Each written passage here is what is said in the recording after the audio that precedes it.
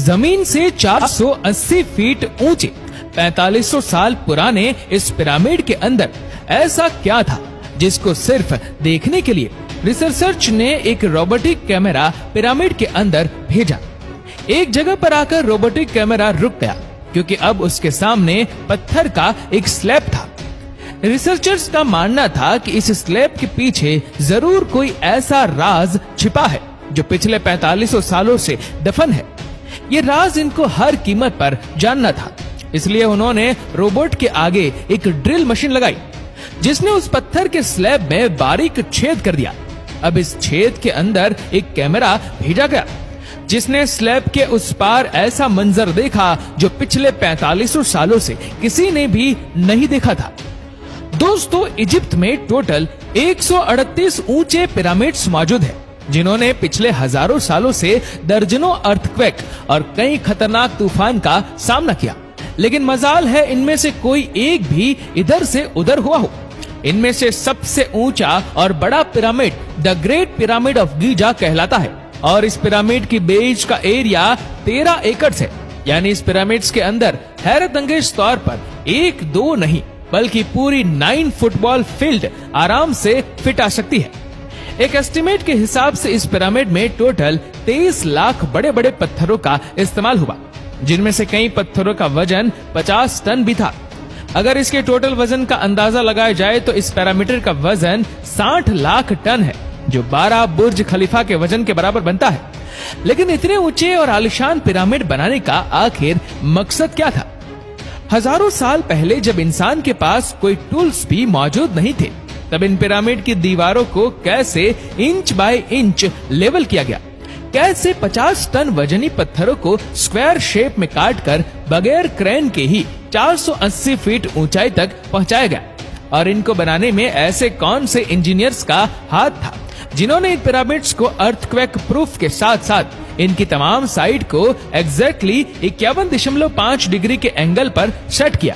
ये सब आप जान सकेंगे आज की इस वीडियो में, तो आइए शुरू करते हैं। Challenge number 1।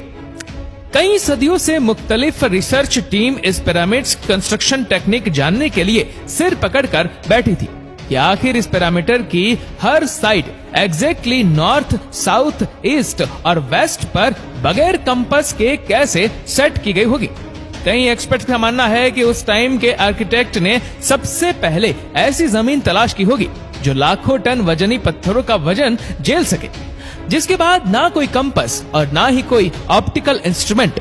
सिर्फ इस बेसिक टेक्निक से हजारों साल पहले इस पिरामिड की डायरेक्शन सेट की गई होगी, और वह भी 0 एरर्स के साथ। Challenge number 2। अगला चैलेंज था जमीन को लेवल करने का। जिस 13 एकड़ की जमीन पर इस पिरामिड को बनना था, उसका लेवल थोड़ा सा भी आउट होता तो 23 लाख पत्थरों के इस पहाड़ का खड़ा होना बिल्कुल भी मुमकिन नहीं था। अब इस जमीन को लेवल करने के लिए उस टाइम के इंजीनियर के पास ना ही लेजर लेवलर था और ना ही पवन लेवलर। एक्सपर्ट्स का मानना है कि कंस्ट्रक्शन साइट की चारों साइड पर खड्डा करके उसमें पानी डाला गया होगा और फिर एक साइड के पानी के लेवल से दूसरे साइड के पानी के लेवल को मैच किया गया होगा। जो जमीन का हिस्सा पानी के लेवल से मैच नहीं कर रहा होगा, उसको छेनी और हथौड़ी की मदद से काट कर लेवल किया गया होगा। कई एक्सपर्ट्स का मानना है कि एंशिएंट इजिप्शियंस ने इस सिंपल टूल का भी इस्तेमाल किया होगा, जिसकी दोनों साइड पर लकड़ियां और उसके ठीक सेंटर पर एक रस्सी से पत्थर बंधा हुआ है। अगर पत्थर जमीन से टच हो गया और उसकी रस्सी ठीक सेंटर लाइन पर आ रही होगी, तो इसका मतलब है कि बीच की जमीन परफेक्टली लेवल है। Challenge number 3। अब पिरामिड कंस्ट्रक्शन साइट पर डायरेक्शंस भी सेट थी, मार्किंग भी हो चुकी थी और जमीन का लेवल भी सेट था। अब बारी थी कंस्ट्रक्शन स्टार्ट करने की, जिसके लिए लाखों टन वजनी और बड़े पत्थर रिक्वायर्ड थे। लेकिन ये पत्थर काटने के लिए ना ही उनके पास ग्राइंडर थे और ना ही जैक हैमर। लेकिन फिर भी उन्होंने 50 टन वजनी पत्थर काटे भी और उनको स्क्वायर या रेक्टेंगल शेप भी दिया। लेकिन आखिर किसकी मदद से? जी हाँ, यही वह सिर्फ एक टूल था जिसकी मदद से पत्थरों को काटा गया। एक्सपर्ट्स का मानना है कि पिरामिड्स की कंस्ट्रक्शन पर इस्तेमाल होने वाली छेनी सिर्फ कोपर से ही नहीं बनी थी, क्योंकि उनको भी ये बात मालूम थी कि कोपर नरम होता है और पत्थर नहीं काट सकता, इसलिए इसमें एक केमिकल आर्सेनिक भी शामिल किया गया था। कॉपर और आर्सेनिक से बनाई जाने वाली ये छेनी लकड़ियों के हथौड़ों से पत्थरों पर ठोकी जाती थी और कई घंटों की मेहनत के बाद बड़े बड़े पत्थर शेप में लाई जाती थी।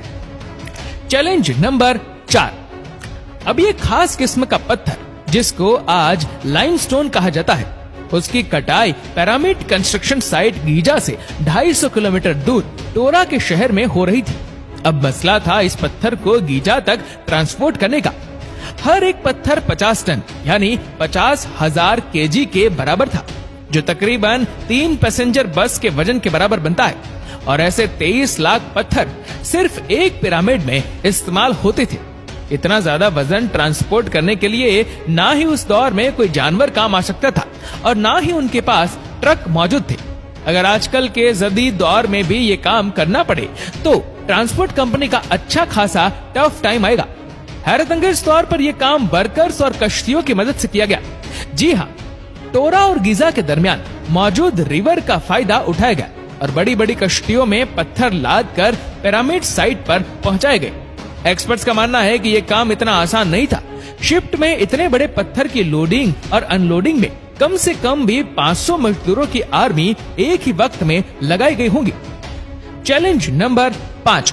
जो एक्सपर्ट की टीम पिरामिड के कंस्ट्रक्शन पर रिसर्च कर रही थी, उनको अब अपने कई सवालों के जवाब मिल चुके थे, लेकिन एक बात उनको हर वक्त सता रही थी कि लाइमस्टोन कट भी गए, ट्रांसपोर्ट भी हो गए और कंस्ट्रक्शन के दौरान एक के ऊपर एक लगना भी शुरू हो गए। लेकिन मसला ये था कि पत्थर इतनी ऊंचाई तक आखिर पहुंचाए कैसे गए होंगे। कई एक्सपर्ट्स का मानना है कि पिरामिड के कंस्ट्रक्शन से पहले ही ये प्लान कर लिया गया था। या तो ये स्पाइरल ट्रैक के जरिए ऊपर गए होंगे या फिर जिगजैग तरीके से। लेकिन ये बात तो तय है कि 50,000 केजी के पत्थर ऊपर मजदूरों की आर्मी की मदद से ही खींच कर गए होंगे। Challenge number 6। दोस्तों, बात सिर्फ लाखों मजदूरों छेनी हथौड़े से लाइमस्टोन काटने और इतने बड़े पत्थरों को ट्रांसपोर्ट करने की ही नहीं थी। इस पिरामिड्स के अंदर कंपार्टमेंट, उनके अंदर जाने का रास्ता और कई छोटी छोटी सुरंगें भी बनाई गई थी।